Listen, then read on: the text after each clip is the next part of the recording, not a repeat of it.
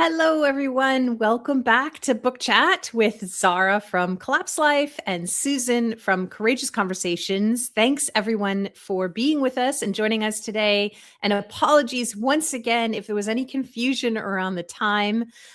We are once again moving in different locations. We're in different time zones. And so it is just getting hard to keep things straight. So we're glad that you're with us. And again, apologies for the late start or for any of you who jumped on an hour ago and didn't find us here, but we're happy to have you now. Hi, Susan. How are you? I'm good. Good to see you as well, Zara. Where are you? Because you're traveling. Yeah, I'm in the deep south of Texas right now. I'm in the place where we used to live, and we've come to collect our belongings because I think, we recently moved. And so we're pulling all of our things out of storage once and for all, moving them to our new location. So yeah, just for here for a couple of days. Well, I'm glad you made it, but I think there are internet issues, aren't they? So if you disappear or freeze, we'll continue regardless. Yeah. Yes. Yeah. Apologies Yeah. for that. For some reason, we are right next door to the biggest internet provider in this town. Their offices are right next to us, and it just seems to be terrible connection in the Airbnb where we're staying. So apologies for that. Carry on. If I drop out, I'll be back with you as quickly as I can. So today we're going to be talking about food, which I think is a very popular topic in this community. And obviously also a very serious topic at the moment, given the war in Iran, disruptions in the Strait of Hormuz, and the potential for those disruptions to have very major impacts.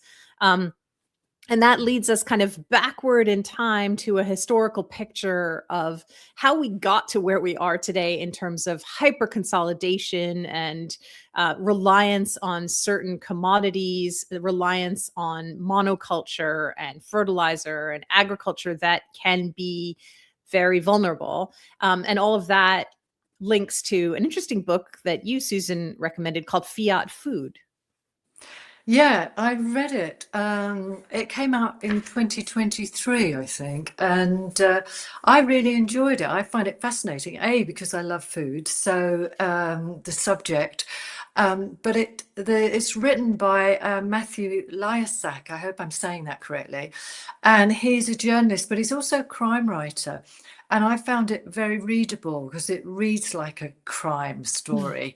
And there were some new aspects to it. And I just thought, let's use this as a jumping off point to talk about food because it's never been more precarious, our food supplies, than in the last couple of weeks. So I don't know if anybody else out there who's joining us today, and very welcome, has read the book. But you don't need to have read the book, just join in the chat and we love to hear from you. Yeah, absolutely. One great thing about the community that's been building around these Sunday chats is no lack of opinions and great ideas and insights. So welcome everyone, and definitely don't hold back. Feel free to give us your thoughts, give us your questions, and let us know what your thoughts are around what's going on.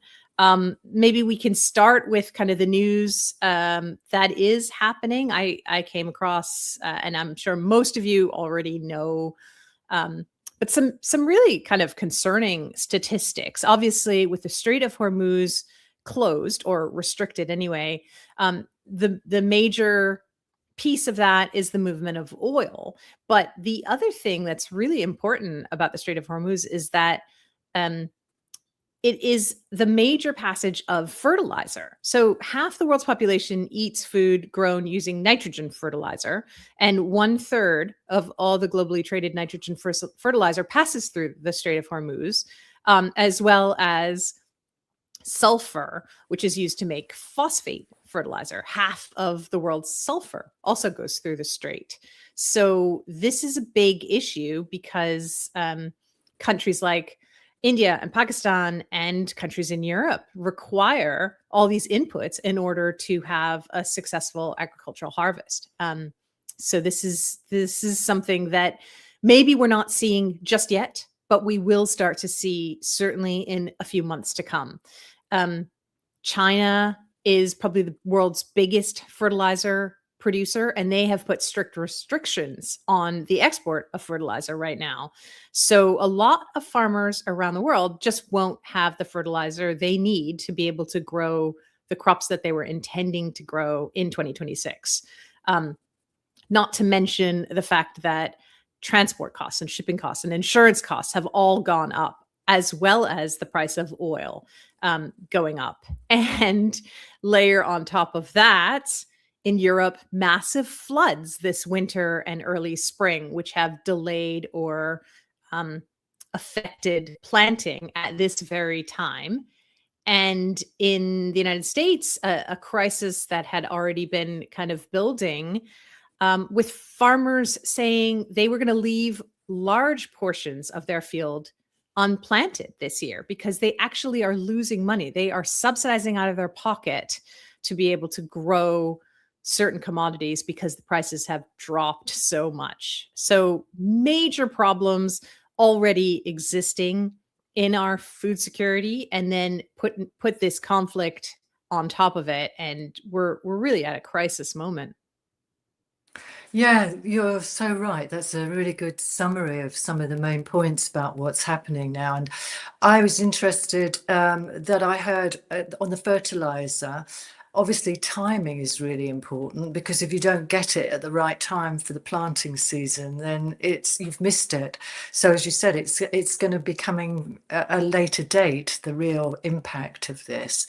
But the other thing I read, that in America, the fertilizer is needed most for its corn and its soy crops, which then links back to the book, because the premise of the book is how what Americans have been eating historically changed dramatically, linked to the money system, when Nixon took it off the gold standard and went on to Fiat. So there are issues there about health, about economics, and not just the timing of what's going on now. What was the link between going off the gold standard and moving to an excess of corn production, for example? So we know, those of us who are American, we know that corn runs through almost everything we eat, especially in the form of high fructose corn syrup. But how does that link to fiat money? Okay, very top level overview. As I understand it, I think in the States you have something called CPI, Consumer Purchases Index. We have something similar in the UK. What happened was that steak and butter and those sort of, and bacon, things that Americans ate, yeah, I haven't got sort of time period, but certainly before 1970, that would be the usual breakfast or meal, and that was part of the diet. When the money came off the gold standard, then the price index went up because inflation was rampant. Right. So the purchasing power of the dollar dropped. Purchasing power just dropped. He's actually got figures in the book about how much steak you could buy in 1970 compared to 1990. And of course, wages didn't go up. So what was happening, and what they didn't want to do, and I say they, being the government and the economists, is highlight the fact that this inflation was rampant. And they knew that it would be seen in people's shopping basket, that their daily intake and their weekly shopping would be shown to be absolutely like what's happening now, where it's so expensive to buy food. Well, what they did is they took those basic items of steak and butter and bacon out of the consumer price index shopping basket and put in more grain, more processed food, cheap food, so that it looked like it hadn't actually gone up. And there's a whole history behind that, which is fascinating, about the Kellogg's, about the Seventh-day Adventists, about how vegetarianism was pushed. Yeah. My favorite villain in the whole story is Ansel Keys, who was responsible for some very bad science that led to the demonization of butter and fat and all of those things because they were linked to heart disease, which turns out to be completely untrue. But many people would argue on that, even though it's now been clearly proven that Ansel Keys's science was wrong. So many people still hold to what they've been taught and still hold to the food pyramid, with protein being kind of down at the bottom and grains being the biggest thing that you should be eating. I'll just pause for 1 second, Susan, just to welcome everyone who's joining us. Apologize again for the confusion around time. Time zones have us really unsettled right now. And so we apologize. Collapse Life sent out 2 notifications around this. We were an hour off. So anyway, we're very glad that everybody is joining us today. We're talking about food, the high cost of food, the high health cost as well of our modern diets, and how all this is impacted by the current conflict in the Middle East. And we're talking about a book called Fiat Food, which maybe, Susan, you can hold up and just show people for a second. But yeah. So thanks, everyone, for joining us, and make sure that you let us know what your thoughts are in the comments. And we have one already from Christine, and thanks. It's good to know you're here, Christine. Wow. And she says, nothing new under the sun. No, nothing new. Food's been adulterated, it's been inflated, it's been manipulated. But this is on a grand scale. This is actually changing, millions of people's diet. I noticed while I was just sort of reading about the book, and again, this is controversial. It was only in January 2026 when the new guidelines for the American diet came in, and it totally reverses what Ansel Keys was putting forward. So it ran for so many years. Right. And was so detrimental. Food pyramid that was just brought in the United States this year, I believe in 2026, has been brought in by health administration that has also been completely demonized. So headed up by Robert F. Kennedy Jr., the mainstream media in this country completely vilify him and most of his appointees as well. And the revolving door in the health administration between industry and government and the agencies that are supposed to be regulating industry, it is crazy. I mean, if people have not looked into that, they really should. It is insane how much lobbying pressure and how much influence the industry has, and the consolidation. I don't know if it's the same, although largely I think in the UK and other parts of Europe, it's coming along. But in America, the consolidation in terms of how much of our food supply is managed by just a handful of companies, it is chilling. There are 4 meat processing companies that process all the food for the entire country. There are maybe 10 big supermarket chains. Walmart has 25% of the market share of groceries sold in this country. It's crazy. So there's so many, and there's tons of really good books actually around this topic, going back into how we got here. And I'm sure many of our viewers have already read a lot of those books. But yeah, it is something that happened quite quickly. It's, you're talking about going off the gold standard was 50 some years ago. And there were generations of Americans who grew up with a particular kind of diet. And just like that, in a couple of decades, we've just completely switched into a different mode of eating. It's really shocking. Kylie McBeath says, so curious about this book now.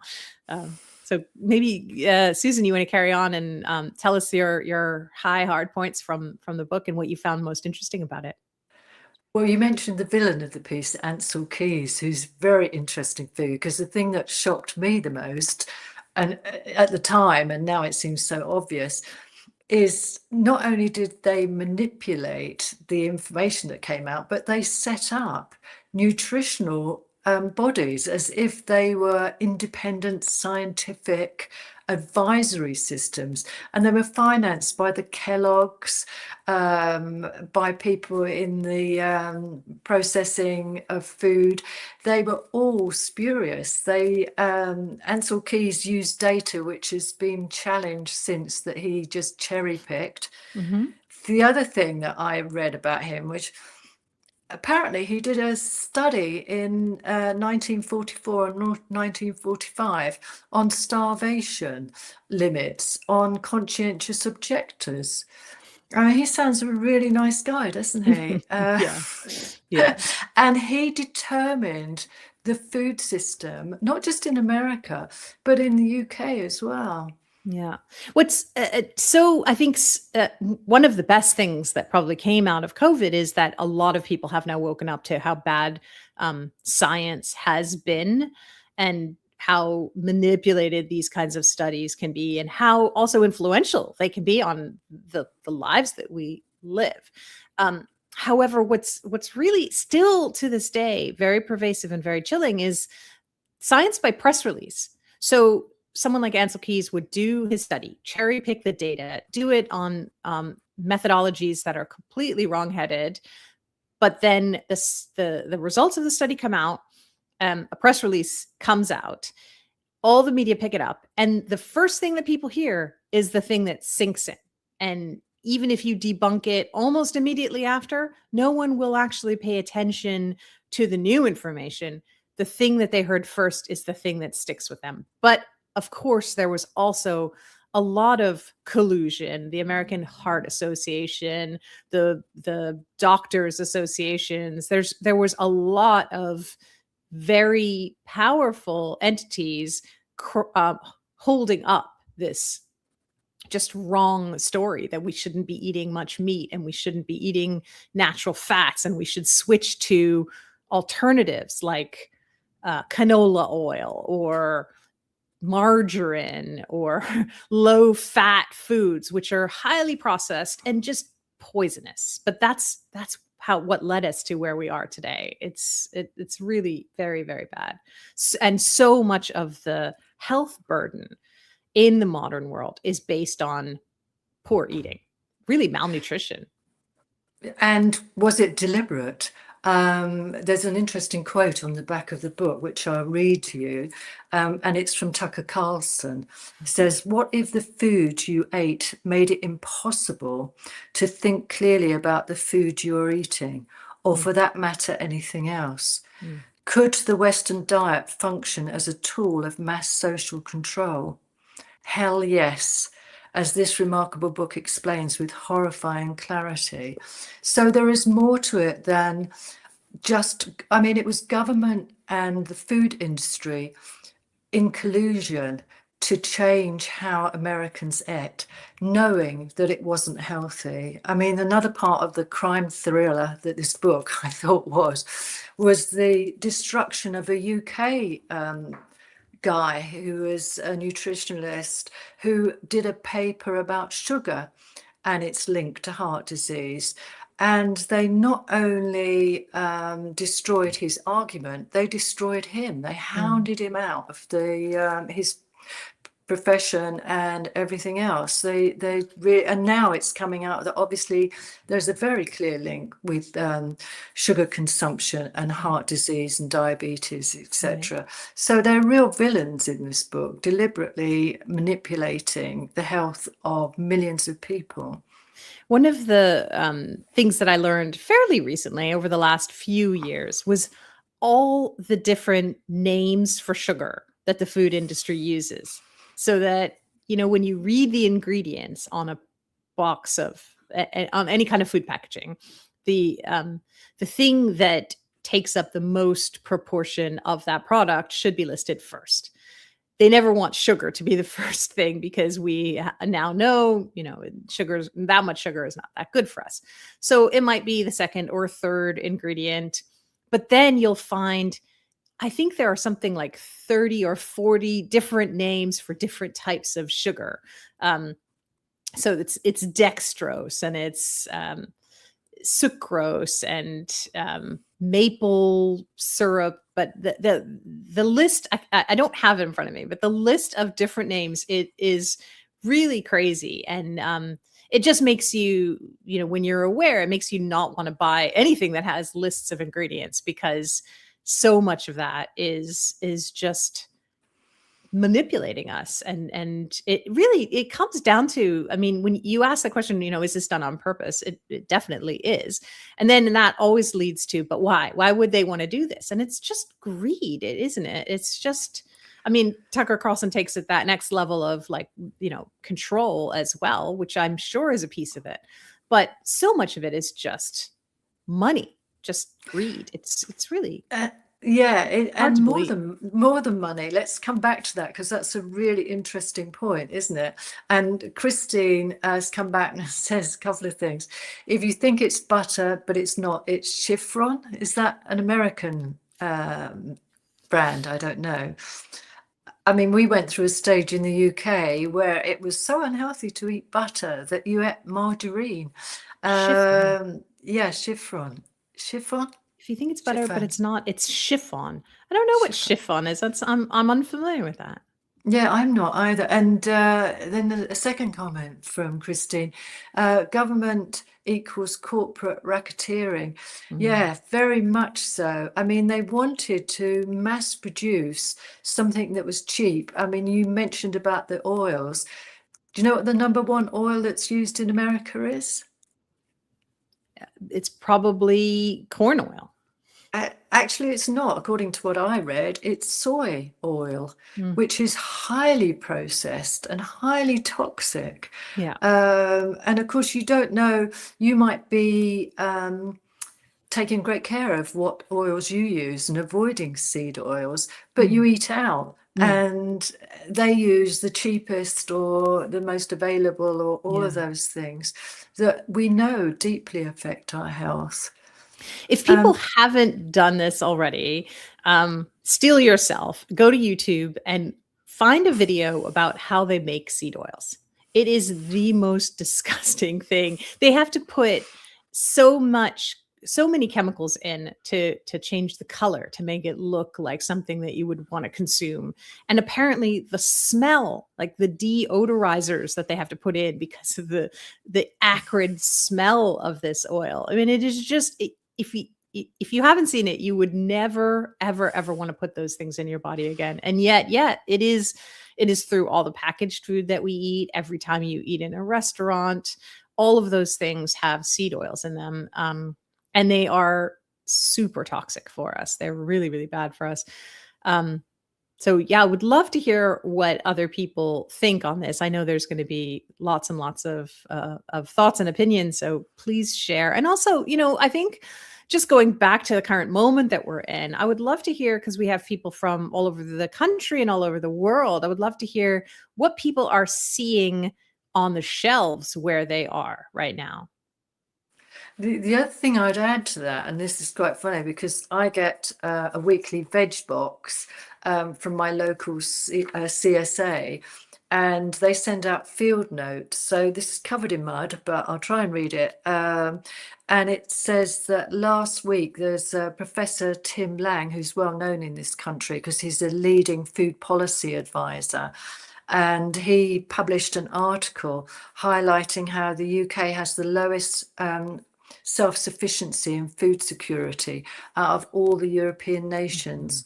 According to Lang, the UK is currently 54% self-sufficient on food supplies, compared to 75% in Spain, 80% in the Netherlands, and 100% in France and Belgium.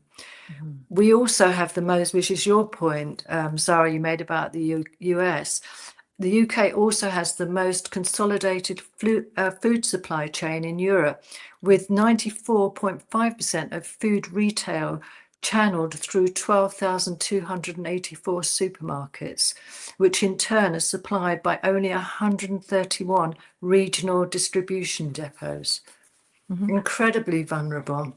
The UK imports 80% of its fruit and more than half of its vegetables, which is really surprising. And then the stuff that is locally grown, because of your climate, largely grown in greenhouses, Greenhouses obviously need to be heated and lit, and that requires fossil fuels, which now are in short supply. So food security is a massive issue right now. Really bigger than we think, because I think right now you're maybe seeing fewer fresh produce on the shelves or slightly higher prices on most things.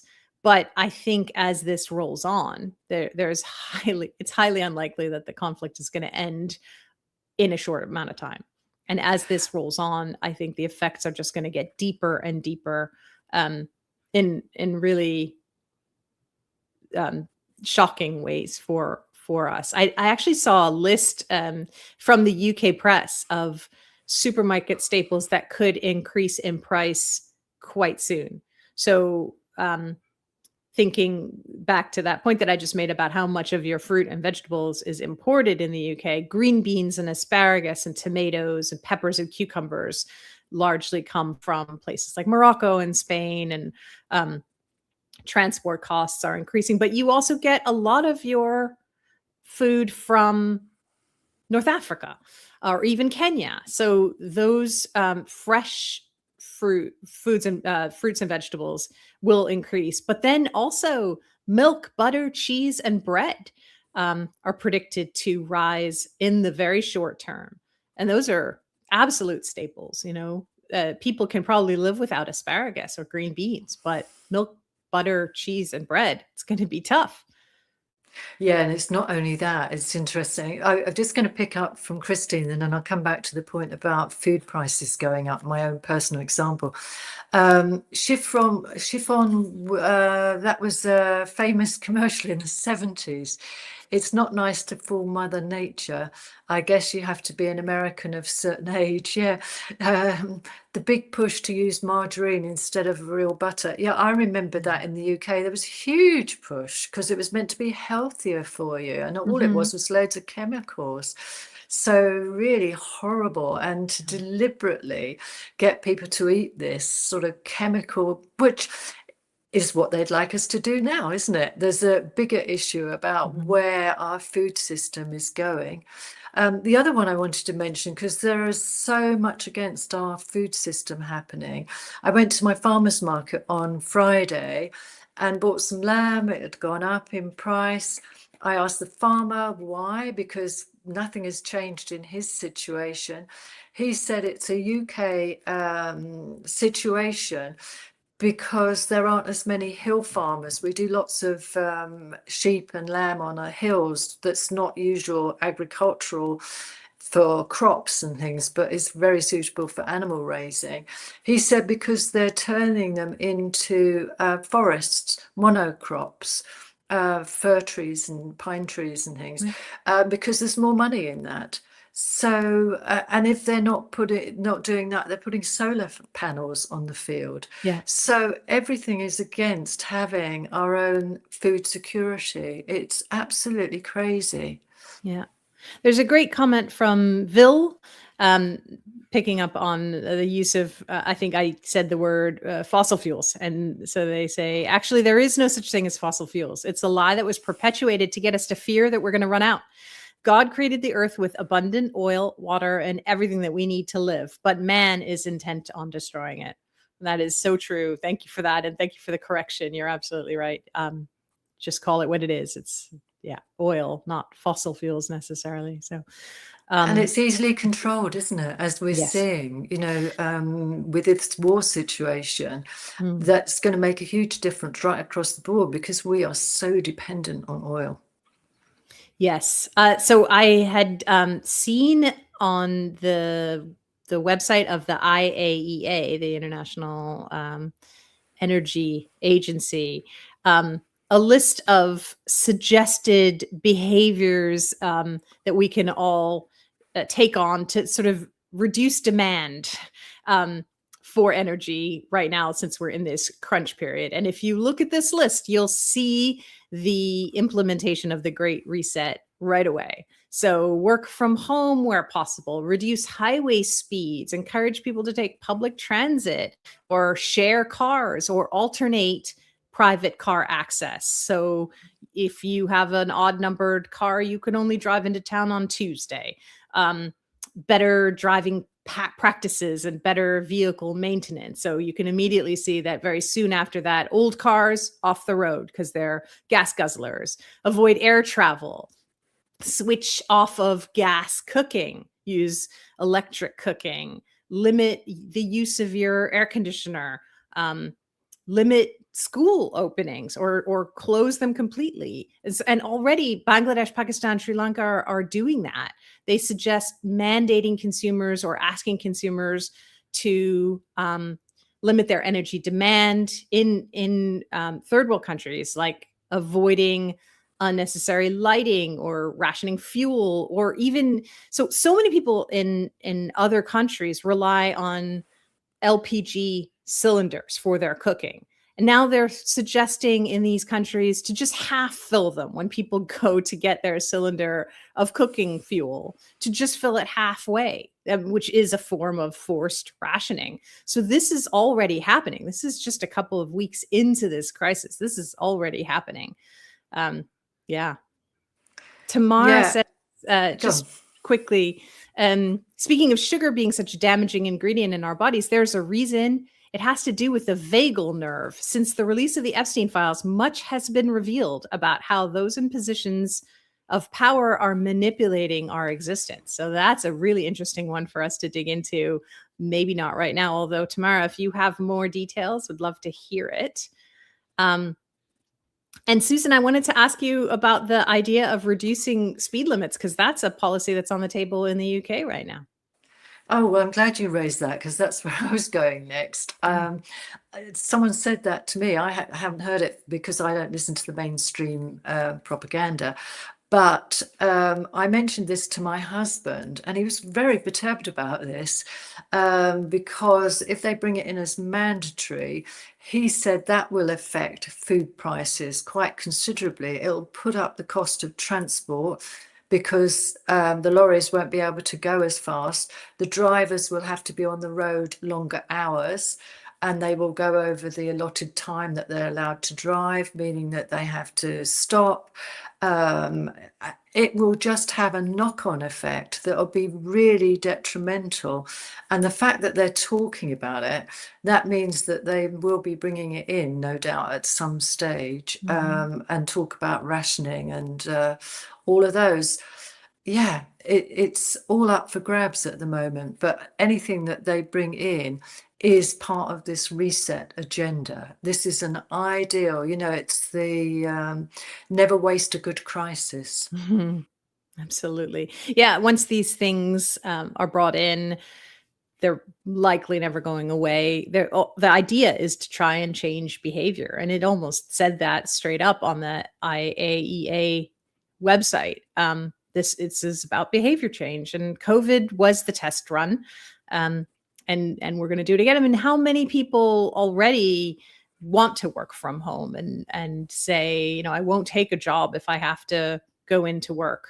Fair enough. There's some benefits to working from home, but there's also some real downsides, some lost productivity, the loss of social connections, the just idea that this is where we kind of come together.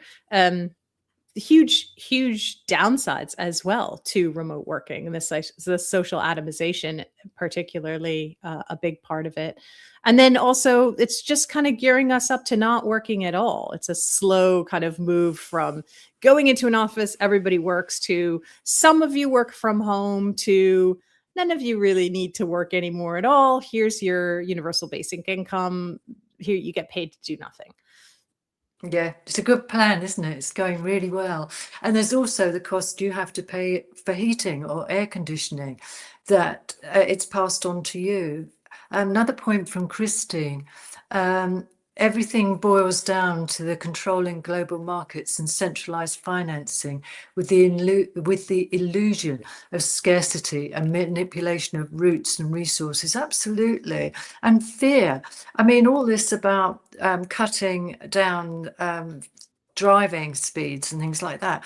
When there's a war going on, how many millions of gallons of fuel is in this unnecessary war? So we're meant to change, but nothing changes at a top level. Again, it's the same scenario, isn't it, that's played out every time. Absolutely. Pat Brown said she was late to the presentation, and she said, has anyone mentioned solar cooking?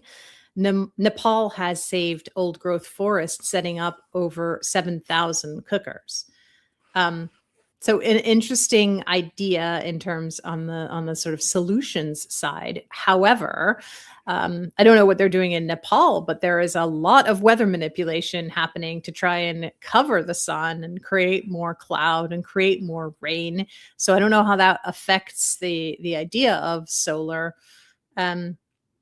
But yeah, we should mention now, Susan, that we wanted to see how today goes, but it seems likely that we can carry on this conversation next week as well, and maybe really go into solutions. The idea of food stockpiling, building your own larder to have enough food for your household for however many months. That's something that's well discussed in these kinds of circles, but it seems short term. If what we're talking about is a shift in how we live from now on, I'd love to get some inputs from our audience about medium term and long term strategies, and how we can all kind of share ideas around that. So maybe we can leave that for next week and keep today's conversation still at this kind of global consolidation just in time level. There is comment from Keith as well. I'm trying harder to conserve things, not for the sake of protecting the environment, but because I foresee that those basic resources we always took for granted are going to be in short supply or so expensive no one can afford them. So yeah, that's absolutely hitting at what next week's conversation can really go into. But so true. I mean, anything that we buy today, it's already at a higher price than it was, and it's going to be cheaper now than it ever will be. So yeah, but then that also creates that hoarding mindset where certain people will be tempted to just rush out and buy everything they can off the shelves. I don't think we're quite there yet, but you are starting to see, we were in a supermarket just last night, and you are starting to see some things where it seems like there are fewer items on the shelf. Certainly, we're always on the lookout for those markdown labels, and there were few to none of those in the supermarket. But there were still lots of people shopping. The parking lot was full. The cash registers were full. People are still going about their business without massive change. There wasn't, runs on toilet paper. We're not quite at that moment yet, although we'll see if that is to come. Yeah, I wondered what other people were noticing. As you said, across different areas, it would be good to sort of report back, wouldn't it? Christine says something we both agree with. COVID was not only a test run, but a massive behavioural conditioning exercise for those who can be manipulated by their propaganda. Absolutely. Yeah, it's all part of that same story, isn't it? About fear and mass control. And also, if you've got a population, going back to the book, one of the premises of the book, and I was going to say it, but if you've got a population that's eating horrible, unhealthy, unnutritious food that's just cheap to produce, then they are not going to be well enough to deal with any of these issues. Hence the Tucker Carlson quote. And the other aspect is the sort of virtual circle that's created. So the food manufacturers churn out horrible, cheap food. The population eats it, gets ill, and then the pharmaceutical companies come in, sell statins and other things to prop up this very unhealthy population. So it's perfect for that sort of manipulation and greed and money, and to keep a population subdued and unable to resist in any way. Yeah. It is population control. It's behavior control, but also limiting population. Just with reference to the idea that people are still out there spending money, there's a comment that says this process is called a crack up boom, where people see the end is near and they spend the money they have exchanging their fiat for stuff at this point. I know that there's some of that going on. I wonder how aware your average person is, if they're really feeling like the end is drawing near and I should just spend this money now, or if they're actually just not paying attention and just kind of going about their business. And things, there are price increases, but they're incremental enough, I think, that a lot of people, probably a lot of people, are not actually paying that much attention to how much things cost last week versus this week. And when the change is incremental, when it's pennies or maybe $1, they will just go for it. They'll, carrots last week were $1.50. This week they're $2.50. Half the people won't notice. The people that do notice will go, well, all right, it's $1. I still need carrots. I'll buy them. And then they'll go up another 25 cents and then another 25 cents. And then, eventually those carrots are going to cost $5, but we've been pushed so slowly there and we've accepted it to this point, that I think, a lot of people will just kind of flow with it. We'll start to see gaps on shelves, I think, but then there'll just be less consistency from week to week. And that will be maybe when people start to wake up and go, oh, the thing that I always buy every week is no longer here. And then eventually I think we'll just have to go back to the way we used to be, where you only got certain things in season. Right now we're so used to having bananas or apples or avocados all year round. We don't really care where they come from. Most people don't even know where they grow or what time of year they should grow. They grow all the time. They're always available to us. So that will be a big change for people as well, when they can't get their whatever it is that they're used to eating at any time. But these are the things, I know that this group is going to be far more aware of. Just let me go back to a couple comments. So V Hill says, I have to make a comment again. Solar is probably a good way to go when there's sun. Unfortunately, with all the spraying and the milking of the skies, we don't get full sun hardly ever. Obviously, for solar to work and to work well, and for your panels to fully charge, you need to have a good amount of sun. And then Pat Brown also says, long-term thinking is buying the larger rain catchment containers. As oil goes up, so does the polyethylene for tanking. That's a really good point as well. Yeah, the cost of, there's oil in everything. And so, yeah, you want to be catching all your rainwater. Well, those tanks are already very expensive. As a couple who just recently moved to the desert, we have been looking into this, and those water catchment tanks are not cheap. And yeah, they will definitely go up by orders with this oil shortage now. V Hill then says, I don't know about anyone else, but I'm really struggling with feeling so grieved and so heavy about the way that our gift of this earth, which was given to us by our creator, is being destroyed along with his greatest creation, which was man, and letting go if there's nothing I can do about it at this point, and knowing and believing that what awaits me when I leave this earth will be so much better than what I could ever experience here. I'm not giving up, continuing to share with everybody I come across, but having to come to a place of resting in the middle of it. That's a great point, great comment. Absolutely. It is a huge grieving process, I think, to see what's happening now and how we are destroying God's amazing creation, but also each other. The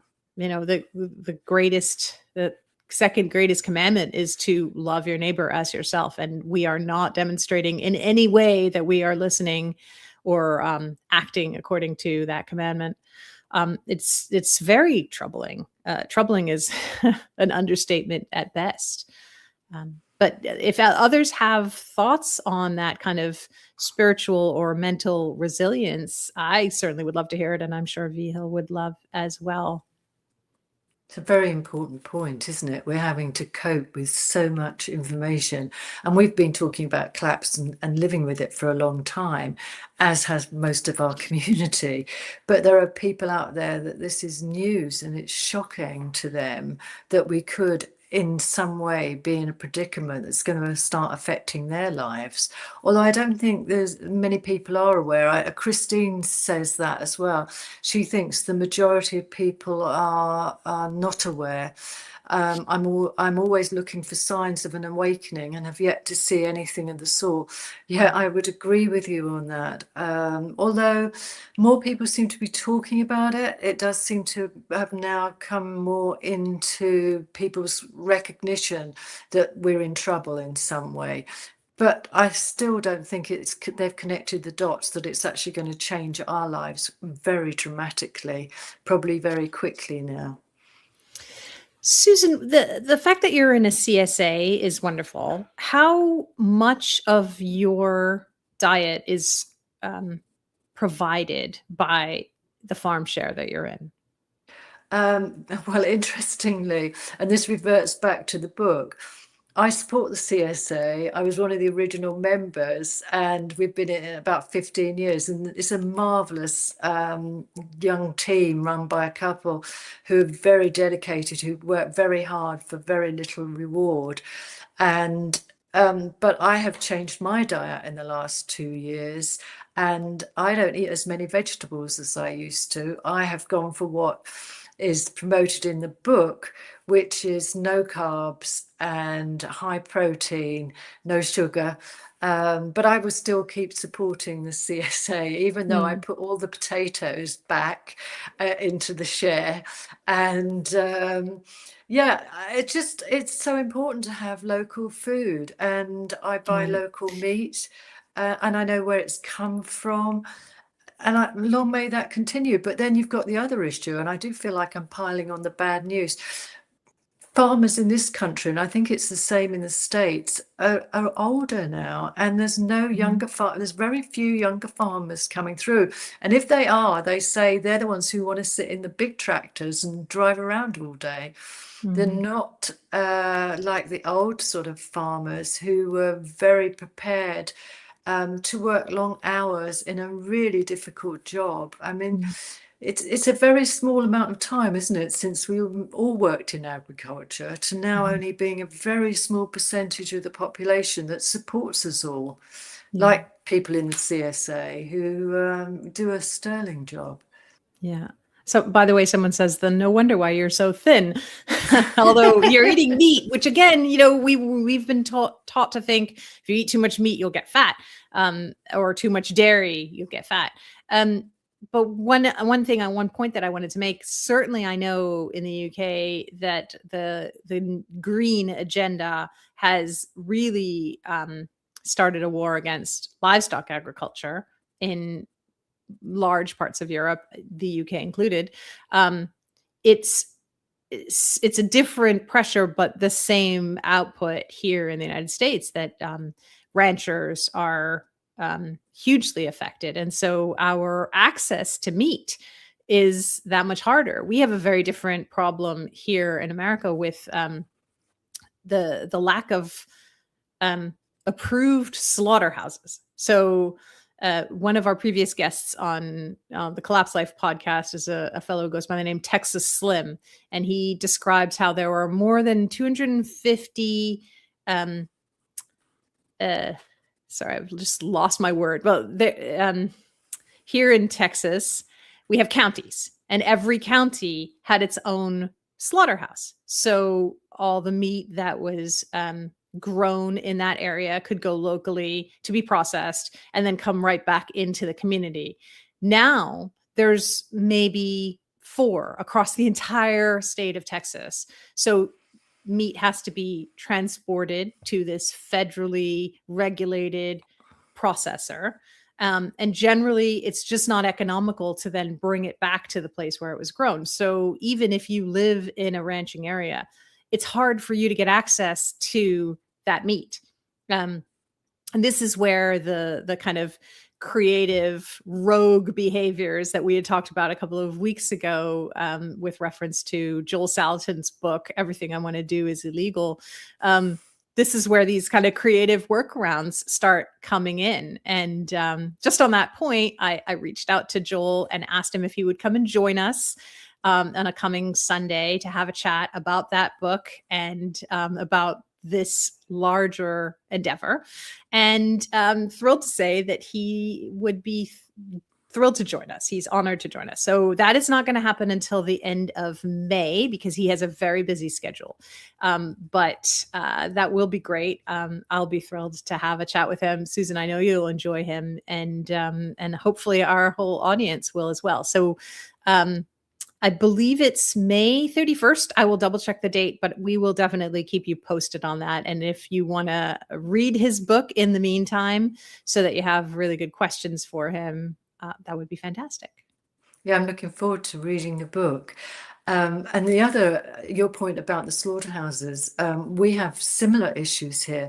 But the other one, and I haven't checked on this, but as I understand it, in America, huge subsidies go for the growing of corn and soy, but nothing goes for fresh vegetables or fruit or meat. And again, this is an imbalance. Christine comes back and says, everyone in the chat room has already endured the dark night of the soul, probably many times over. Yeah, it's true. This is precisely what the others are refusing to experience. Yeah, I do think that gives us some more fortitude, some more understanding. And like these conversations, and we've often said, haven't we, Zahra? And I'm looking forward to reading Joel's book. The more informed we are, the more resourceful and our capacity for holding some of these shocks is, and the more we can support each other with them. So I really appreciate everybody who's turning up and joining in these conversations. They are very valuable. They're valuable to me, and I hope they're valuable to you as well. So keep your comments coming, and do suggest other books as well. We're very open to receiving recommendations. The other thing, of course, that's happening in the food industry is the very rapid introduction of biotechnology, of gene editing, and of the manipulation of language to get around some of the words that are unpopular with the public. So people already know now genetically modified foods or genetically modified organisms. There's been a raft of science to show that these things are not good for us. So they're moving away from genetically modified. They're using gene editing.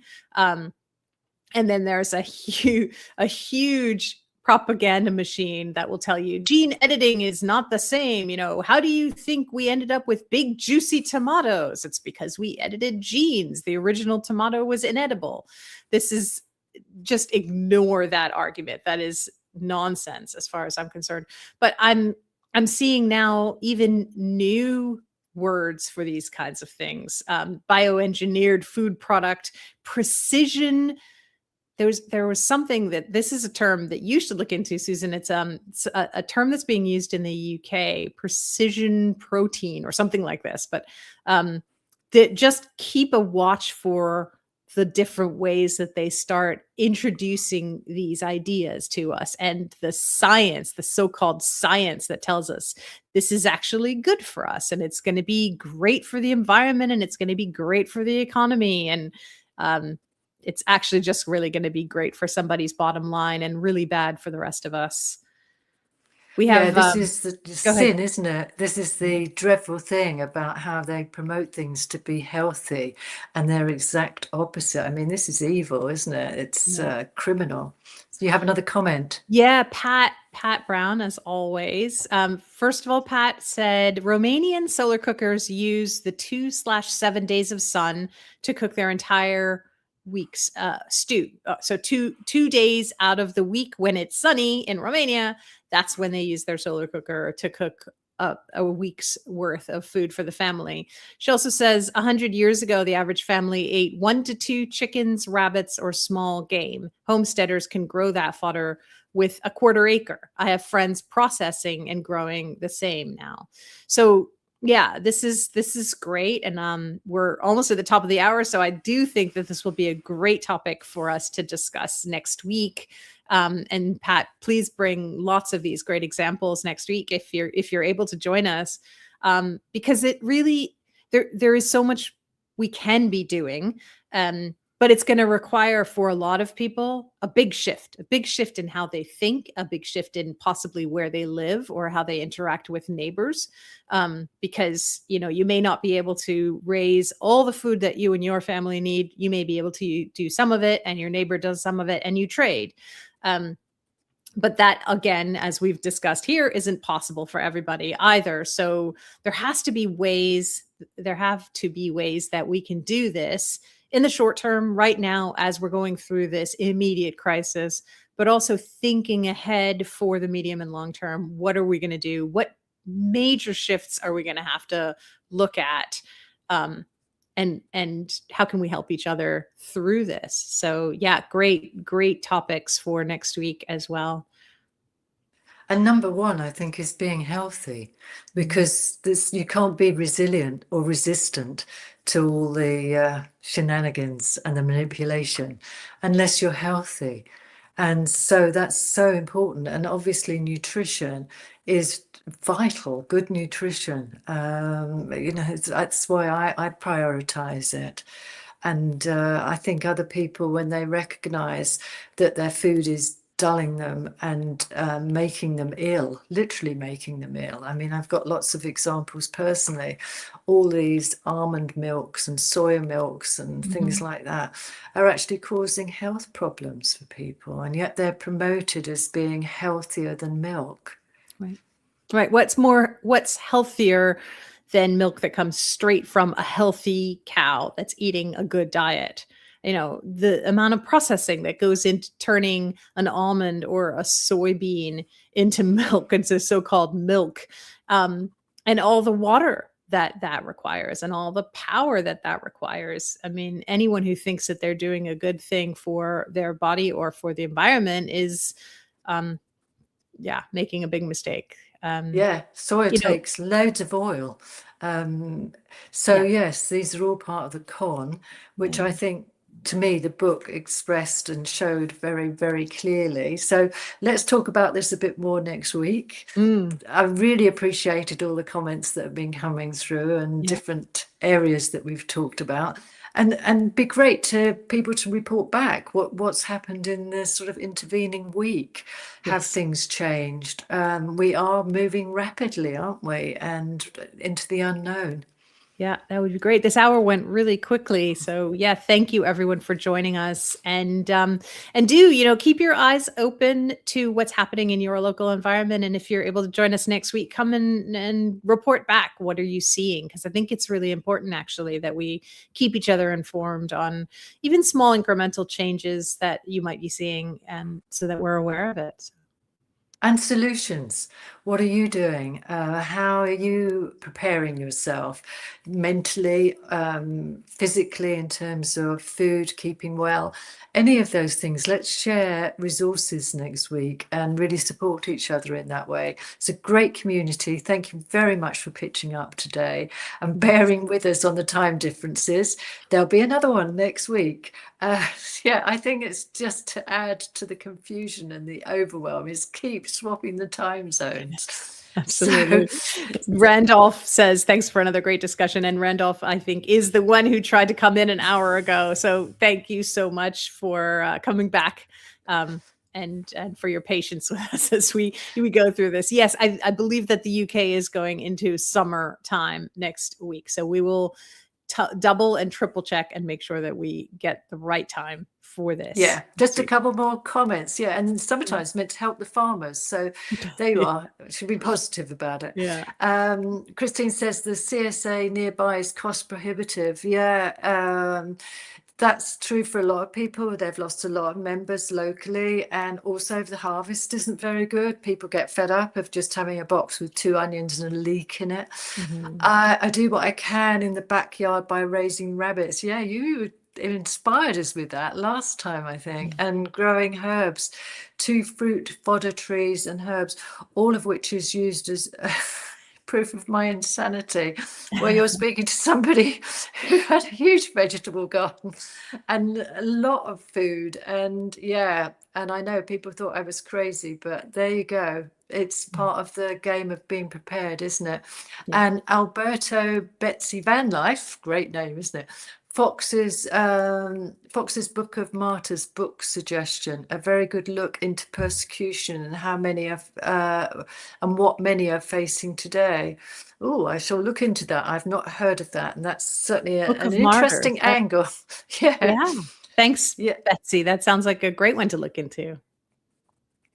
So thank you all, and we'll sign off now, and Yes. really appreciate, we will do little write-ups, and do come next week and bring your solutions and ideas and join in the conversation. Absolutely. And bring your friends and family. Thank you, everyone, so much. And Susan, have a wonderful week. We'll see you all next week. Bye, Zahra. Safe travels. Thanks. Bye.